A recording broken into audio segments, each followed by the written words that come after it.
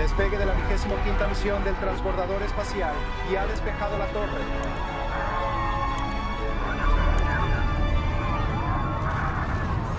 El mundo sintonizaba conteniendo el aliento, listo para presenciar un momento de triunfo, un nuevo capítulo en la exploración humana. A continuación, tenemos el encendido del motor principal. 4, 3, 2, 1 y despegue. Pero en cambio, se convirtió en una primera fila para la tragedia, transmitida en tiempo real. Tenemos un problema, Bob. Parece como si uno de los sólidos puede haber perdido un propulsor de cohete sólido. Pero ¿qué pasaría si la historia que nos contaron no fuera toda la verdad? ¿Qué pasaría si el desastre del Challenger fuera más que un simple fallo catastrófico? ¿Y si fuera una tapadera calculada por una de las administraciones de Estados Unidos? Un reciente hallazgo, una extraña reliquia vinculada a ese día, guarda secretos que nadie debía descubrir. ¿Podría haberse prevenido el desastre? ¿Qué secretos fueron enterrados con él? Hay una versión de la historia del Challenger que nunca has escuchado. Ven, vamos a descubrirla juntos. El mundo fue testigo de un espectáculo de horror en vivo, el 28 de enero de 1986, cuando el transbordador espacial Challenger explotó justo después del despegue. Pero antes de ese oscuro día, estuvo la noche anterior, un día que podría haber cambiado la historia. El día antes de que ocurriera el desastre. Era como cualquier otra noche, misma rutina. Los estadounidenses se estaban relajando para la noche. Mientras tanto, un pequeño grupo de ingenieros en Morton Thiokol, la compañía detrás de los propulsores sólidos del transbordador espacial, estaba en una lucha desesperada. No estaban peleando contra números o plazos, estaban tratando de detener un desastre que podían ver venir como un tren de carga. En el centro de esa larga y tensa noche estaba Bob Evelyn, un ingeniero senior que cargaría con el peso de esa noche por el resto de su vida. Junto a Roger Boisjoli, Arnie Thompson, Joel Mao y Brian Russell, Evelyn había descubierto algo escalofriante, literalmente. El 27 de enero de 1986, el pronóstico en el Centro Espacial Kennedy preveía una temperatura mínima de 18 grados Fahrenheit para la hora del lanzamiento, las condiciones más frías de la historia para un lanzamiento de un transbordador. Eso puede no parecer mucho, pero para estos ingenieros era una señal de alerta gritando a todo volumen. Aquí está lo que el público nunca supo.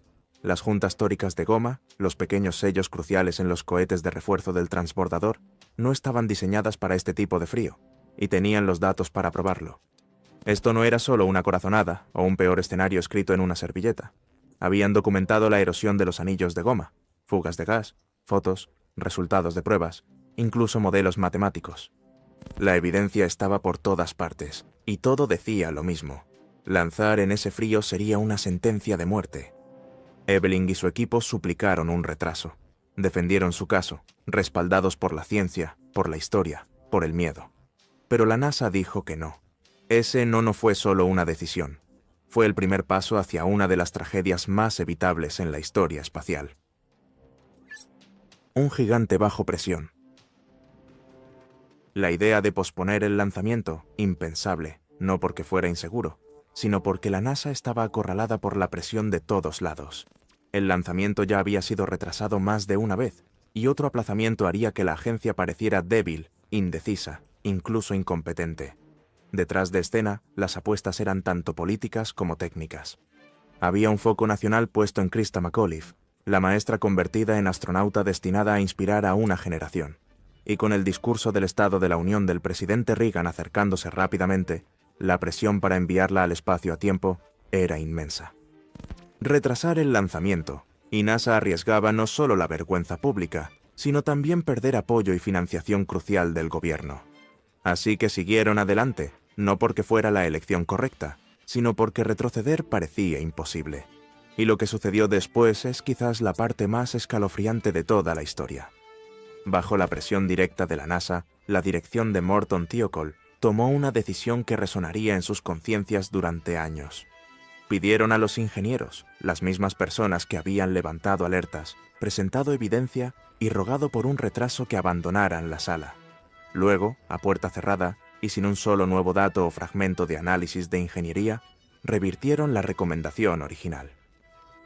Aprobaron el lanzamiento, así de simple. Las personas que mejor entendían el peligro, los ingenieros, fueron silenciados efectivamente. Salieron de esa sala sabiendo exactamente lo que sucedería a continuación. Y aún así, la cuenta regresiva continuó. La maestra en el espacio. Krista McAuliffe era una profesora seleccionada como parte de los miembros de la tripulación para el transbordador Challenger. Pero su historia es más trágica que inspiradora. Es una advertencia sobre cómo la presión política puede superar los protocolos de seguridad. El programa El Maestro en el Espacio fue una iniciativa del presidente Reagan, diseñada para restaurar el interés público en el programa espacial y demostrar que los viajes espaciales se habían vuelto lo suficientemente rutinarios como para incluir a civiles. Pero esto es lo que la NASA nunca publicitó. La selección de un maestro para esta misión creó una presión política sin precedentes que comprometió las decisiones de seguridad. McAuliffe no era solo otro miembro de la tripulación, era un símbolo de la educación y el logro estadounidense. Su presencia en el transbordador significaba que millones de escolares estarían viendo el lanzamiento en vivo, y esto se suponía que crearía un espectáculo mediático que la NASA no podía permitirse posponer. Originalmente, la fecha de lanzamiento del transbordador espacial era enero, pero los retrasos por el clima y problemas técnicos lo habían pospuesto repetidamente, y con cada retraso, la presión política aumentaba exponencialmente. El presidente Reagan había planeado mencionar la misión durante su discurso del Estado de la Unión en enero, pero esto solo logró crear un plazo artificial que no tenía nada que ver con la preparación del transbordador. Lo que es aún más sorprendente es que McAuliffe no se suponía que fuera la primera opción de la NASA. Inicialmente, se consideró que los candidatos con antecedentes más técnicos eran una mejor elección, pero nuevamente las consideraciones políticas prevalecieron. El programa de maestros en el espacio fue diseñado más para relaciones públicas que para el avance científico. Pero incluso entonces, otro retraso después de que se plantearon preocupaciones iba a ser una pesadilla. Anteriormente, la NASA había lanzado con éxito varias misiones del transbordador, creando una falsa sensación de confianza de que el sistema del transbordador estaba completamente operativo y seguro. Pero quizás la actualización más trágica es que la propia McAuliffe estaba al tanto de los retrasos y la presión que rodeaban su misión. En entrevistas realizadas apenas días antes del lanzamiento, expresó tanto entusiasmo como nerviosismo por el vuelo. Había estado entrenando durante casi un año y estaba completamente comprometida con los objetivos educativos de la misión. Al final, su confianza en la NASA y el gobierno se convirtió en su perdición. Un día que estremeció al mundo. En la mañana del lanzamiento, Challenger se alzaba contra el cielo pálido de la mañana como una catedral tecnológica. Pero incluso desde la distancia, la tripulación pudo ver que algo estaba mal. El transbordador estaba cubierto de hielo. Pero a pesar de eso, la orden de lanzamiento ya había sido dada. Uno por uno, entraron en el compartimento de la tripulación del Challenger, con Scobie y Smith tomando sus posiciones en la cabina de vuelo, rodeados de cientos de interruptores, indicadores y pantallas de ordenador.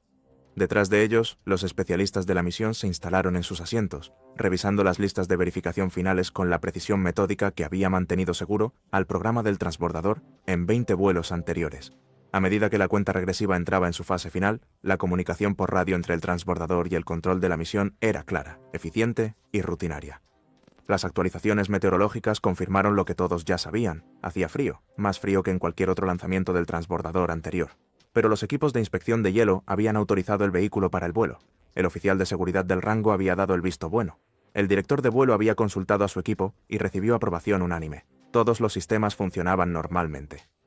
En el compartimento de pasajeros, Krista McAuliffe revisó sus planes de clase una última vez. En solo unas horas, estaría flotando en gravedad cero, impartiendo la primera lección desde el espacio.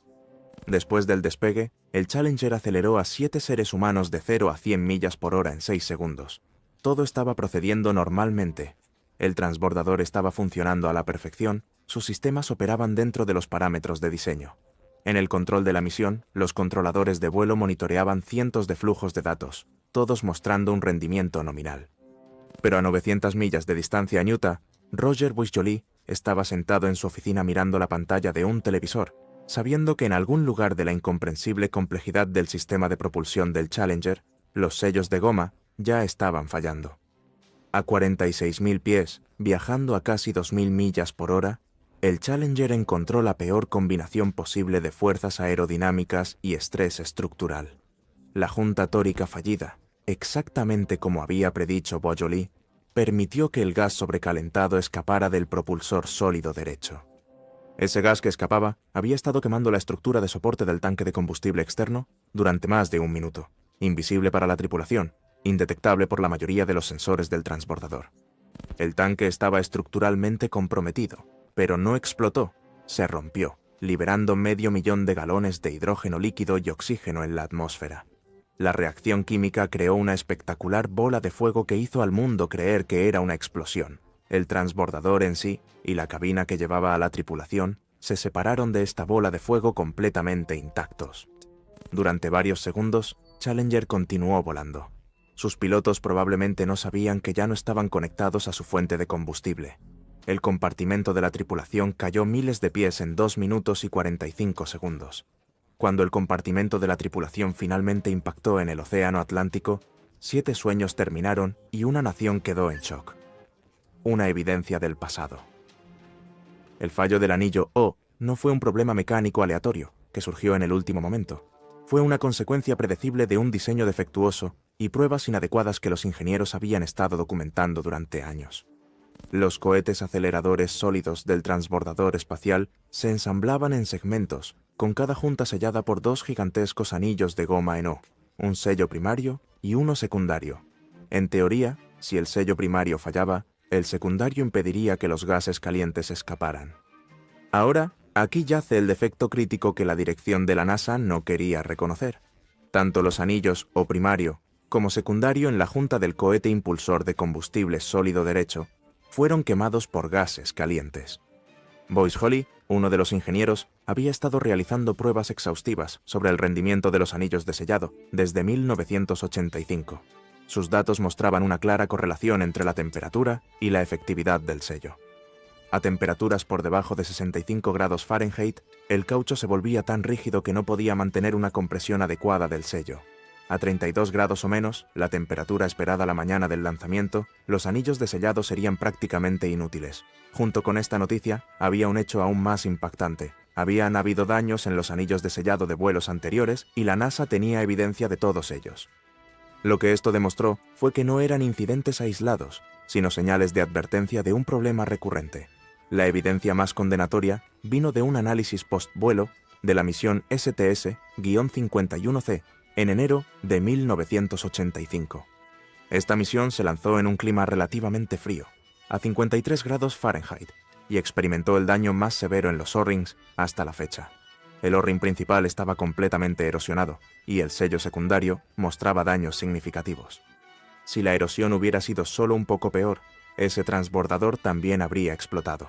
Los ingenieros de Morton Thiokol crearon presentaciones detalladas mostrando esto. Tenían análisis estadísticos, cálculos de ingeniería y evidencia fotográfica que demostraban que los lanzamientos en clima frío eran inaceptablemente peligrosos.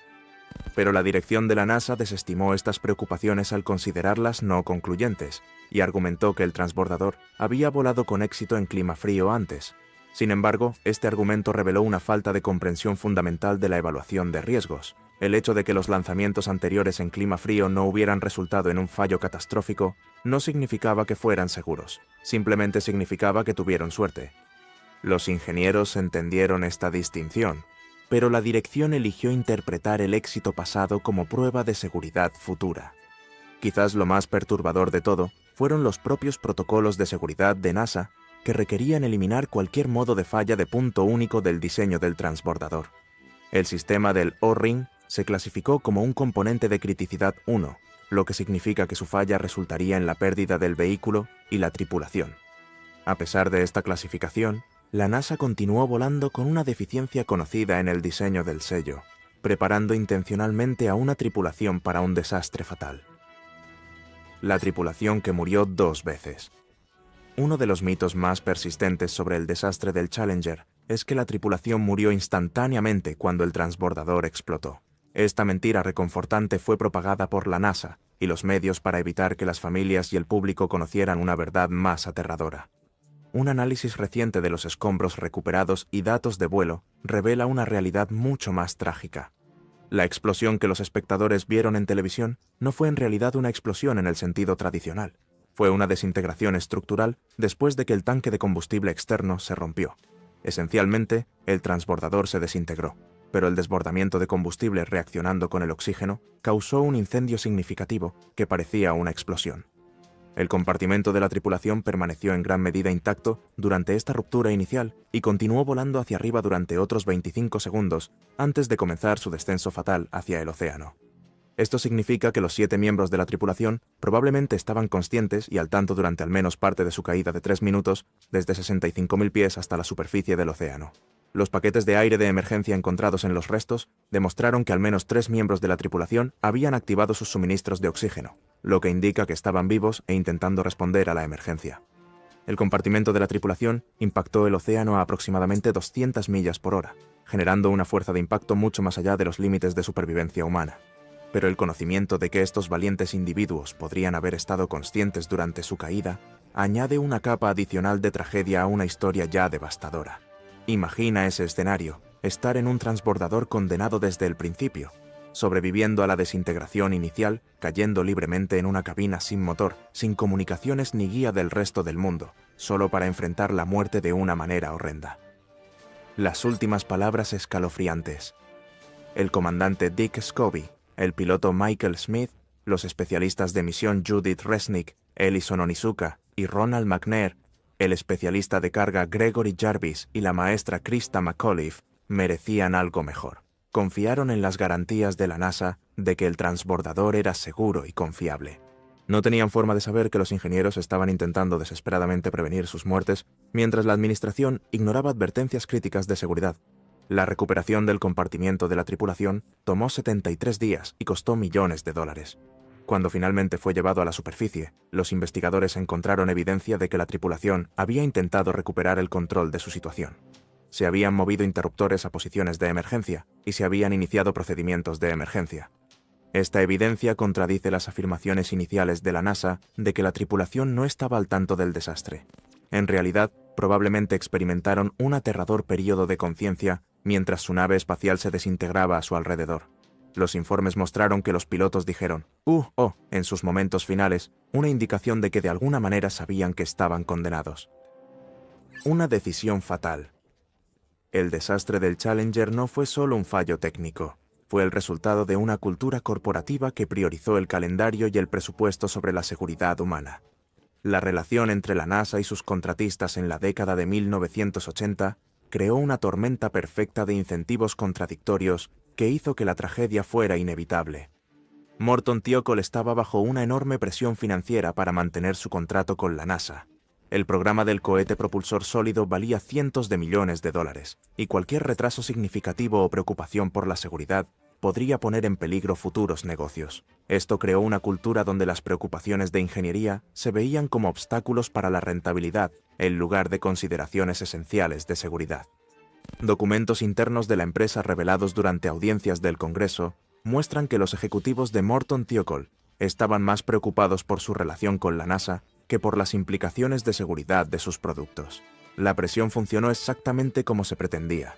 Jerry Mason, vicepresidente senior de Morton Thiokol, tomó la fatídica decisión de pasar por encima de sus ingenieros y aprobar el lanzamiento. En el testimonio ante la Comisión Rogers, Mason admitió que su decisión se basó en mantener buenas relaciones con la NASA, en lugar de consideraciones técnicas. Pero la propia cultura de la NASA también era igualmente problemática. La agencia había evolucionado desde la organización centrada en las misiones de la era Apolo hasta convertirse en una institución burocrática más preocupada por la supervivencia política que por la exploración. Recortes presupuestarios a lo largo de los años 1970 y principios de los 80 habían obligado a NASA a justificar el programa del transbordador basado en vuelos rutinarios y frecuentes en lugar de logros extraordinarios. Esto creó lo que los investigadores luego llamaron presión de calendario, una fijación organizacional en cumplir con las fechas de lanzamiento, sin importar la preparación técnica. La NASA había prometido al Congreso y al público que el transbordador volaría al menos 24 veces al año, haciendo que los viajes espaciales fueran tan rutinarios como la aviación comercial. Este ambicioso calendario requería atajos en las pruebas, el mantenimiento y los protocolos de seguridad. El aspecto más revelador de la cultura corporativa de NASA se reveló en las comunicaciones internas durante las semanas previas al lanzamiento del Challenger. Los oficiales discutieron el problema de percepción creado por los retrasos repetidos, con algunos sugiriendo que otro aplazamiento dañaría la credibilidad del programa ante el Congreso y el público. Lawrence Mulloy, el gerente de proyecto de refuerzo de NASA, encarnó este pensamiento erróneo. Cuando los ingenieros de Morton Thiokol presentaron sus preocupaciones sobre la temperatura, Mulloy respondió pidiéndoles que demostraran que no era seguro lanzar, en lugar de requerir que NASA demostrara que era seguro. Esta inversión de la carga de la prueba representó una corrupción fundamental de la ética de la ingeniería. La verdad sigue siendo que tanto NASA como Morton Thiokol tenían ingenieros competentes y dedicados que comprendían los riesgos e intentaron prevenir el desastre. Pero las estructuras corporativas y las presiones culturales suprimieron sistemáticamente su experiencia en favor de la adherencia al calendario y la satisfacción del cliente. Los intentos de encubrimiento. En el periodo inmediatamente posterior al desastre del Challenger, la NASA lanzó lo que solo puede describirse como un esfuerzo coordinado para controlar la percepción pública y minimizar la responsabilidad organizacional. Este intento de encubrimiento revela cómo la autopreservación institucional puede corromper incluso a las organizaciones científicas más prestigiosas. A las pocas horas del desastre, los funcionarios de la NASA ya estaban elaborando puntos de conversación que minimizaban el papel del fracaso organizacional. Los comunicados de prensa iniciales describieron la explosión como una anomalía y sugirieron que tales incidentes eran un riesgo inevitable de la exploración espacial. No se mencionaron las advertencias de ingeniería que habían sido ignoradas, ni las presiones políticas que habían influido en las decisiones de lanzamiento. El aspecto más impactante de la respuesta de NASA fue la supresión sistemática de documentos internos que revelaban la magnitud de las preocupaciones antes del lanzamiento. A los ingenieros de Morton Thiokol se les indicó que no discutieran su análisis de temperatura con los investigadores, y los funcionarios de NASA afirmaron que las inquietudes técnicas se habían abordado adecuadamente a través de los procesos normales de revisión. Esta estrategia de obstrucción casi funcionó. La cobertura mediática inicial se centró en la complejidad técnica del viaje espacial y los riesgos inherentes de la exploración. No fue hasta que los periodistas de investigación comenzaron a cuestionar las inconsistencias en la línea de tiempo oficial de la NASA que la verdad comenzó a surgir. El avance se produjo cuando Alan McDonald, director del proyecto de motor de cohete sólido de Morton Thiokol, decidió romper filas y testificar honestamente ante la Comisión Rogers. McDonald reveló que se había negado a firmar la recomendación de lanzamiento el 27 de enero y había estado presente durante la teleconferencia acalorada con los funcionarios de la NASA. El testimonio de McDonald abrió las compuertas. Otros ingenieros comenzaron a presentarse con sus propios relatos de advertencias ignoradas y preocupaciones suprimidas. Roger Boyce-Joly proporcionó a la comisión su detallado análisis de temperatura y fotografías de daños en el anillo de sellado de vuelos anteriores. Pero los intentos de encubrimiento de NASA no terminaron con la investigación de la Comisión Rogers. La agencia continuó minimizando el papel del fallo organizacional en sus informes oficiales y materiales de capacitación durante años posteriores. No fue hasta el desastre del Columbia en 2003 que la NASA finalmente reconoció los problemas culturales sistémicos que habían contribuido a ambas tragedias.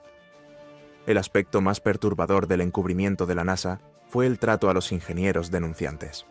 Tanto Alan McDonald como Roger Boyce-Joly enfrentaron represalias profesionales por su testimonio honesto. McDonald fue degradado y reasignado a responsabilidades menores, mientras que Boyce-Joly fue marginado por sus colegas y finalmente abandonó la industria aeroespacial por completo. Esta represalia envió un mensaje claro a otros posibles denunciantes. Decir la verdad sobre las preocupaciones de seguridad destruiría tu carrera.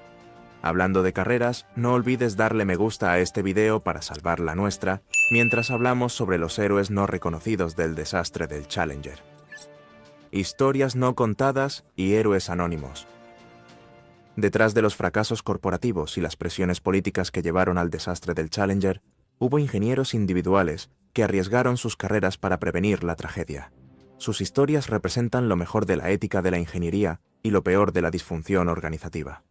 Bob Ebeling fue uno de los 5 ingenieros de cohetes impulsores en un contratista de NASA que intentaron detener el lanzamiento en 1986 del transbordador espacial Challenger, que explotó a los 73 segundos de su vuelo.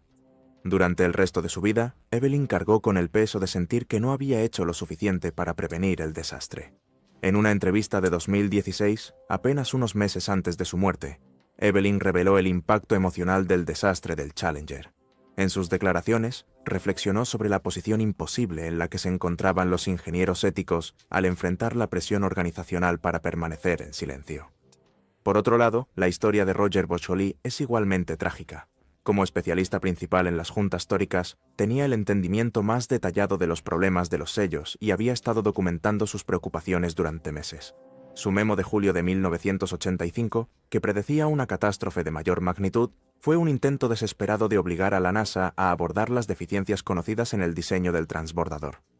Después del desastre, Boisjoly se convirtió en un ferviente defensor de la ética, en la ingeniería y la responsabilidad corporativa. Testificó ante el Congreso, habló en universidades y escribió extensamente sobre las obligaciones morales de los ingenieros de priorizar la seguridad pública sobre la lealtad corporativa. Pero su denuncia le costó enormemente a nivel personal. Fue efectivamente vetado de la industria aeroespacial y luchó con la depresión y el estrés postraumático durante años. La historia de Alan McDonald es quizás el ejemplo más inspirador de coraje moral en toda la saga del Challenger. Como representante de Morton Thiokol en el Centro Espacial Kennedy, McDonald estaba en la posición única de poder detener el lanzamiento, incluso después de que la gestión de su empresa lo hubiera aprobado. En la mañana del 28 de enero, se negó a firmar la certificación final de preparación para el vuelo, diciéndoles a los funcionarios de la NASA que no sería responsable de matar a la tripulación. Pero la protesta de McDonald fue anulada por la gestión de NASA, que encontró a otros funcionarios dispuestos a firmar la documentación necesaria. El lanzamiento prosiguió a pesar de sus objeciones, confirmando sus preocupaciones de la manera más trágica posible. Lo que hace a estos ingenieros verdaderos héroes es su combinación de experiencia técnica y claridad moral. Entendían tanto los riesgos específicos de los lanzamientos en clima frío como las implicaciones éticas más amplias de proceder a pesar de los peligros conocidos. Sus advertencias no se basaban en teorías abstractas o especulaciones excesivamente cautelosas. Estaban fundamentadas en un análisis de ingeniería sólido y experiencia profesional. El descubrimiento que lo inició todo. El misterio del transbordador espacial Challenger permaneció como lo que era durante mucho tiempo. Un misterio. Pero todo eso cambió cuando un descubrimiento que nadie hubiera esperado apareció de la nada. Después del trágico evento, la NASA lanzó un intento de rescate que solo recuperó los cuerpos de la tripulación y partes del transbordador que se pudieron encontrar.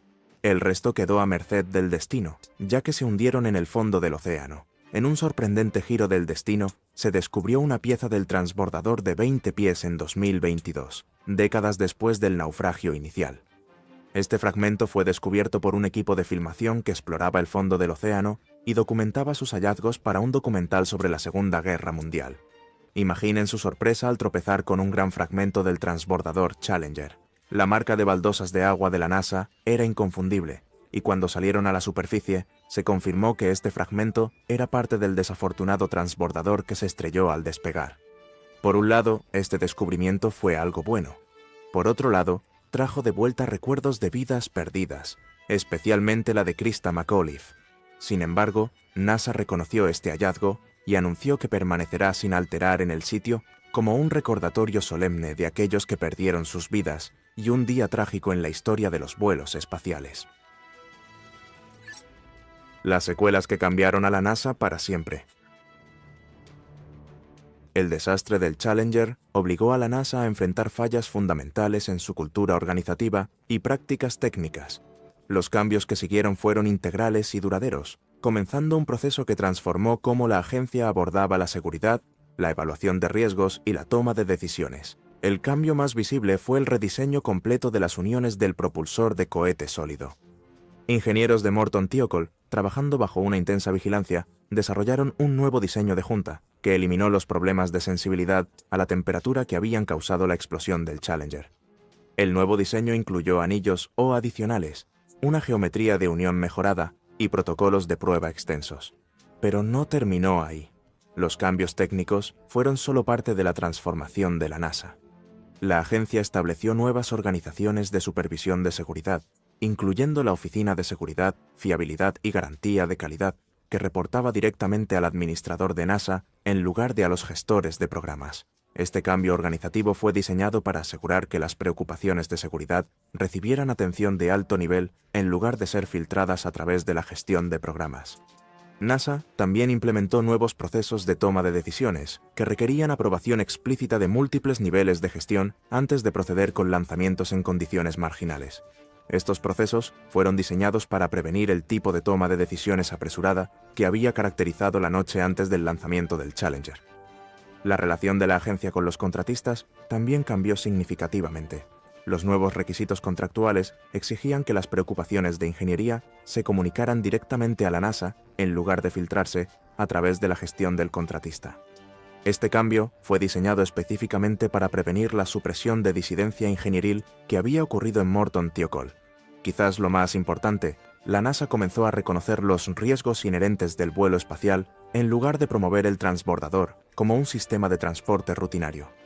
Este cambio cultural se reflejó en calendarios de vuelo más conservadores, evaluaciones de riesgo más minuciosas y una comunicación más honesta sobre los peligros que enfrentan las tripulaciones de astronautas. El programa del transbordador reanudó vuelos en septiembre de 1988 con el exitoso lanzamiento del Discovery en la misión STS-26. La pausa entre el Challenger y el regreso al vuelo fue la suspensión más larga de un vuelo espacial humano de Estados Unidos. Sin embargo, los cambios implementados tras el Challenger no fueron suficientes para prevenir todas las tragedias futuras. El desastre del Columbia en 2003 reveló que la NASA había vuelto a muchos de los mismos patrones culturales que contribuyeron al Challenger, incluyendo la normalización de las desviaciones, la presión del calendario y la supresión de las preocupaciones de los ingenieros. ¿Significa eso que la NASA no aprendió de sus errores pasados? Nunca lo sabremos.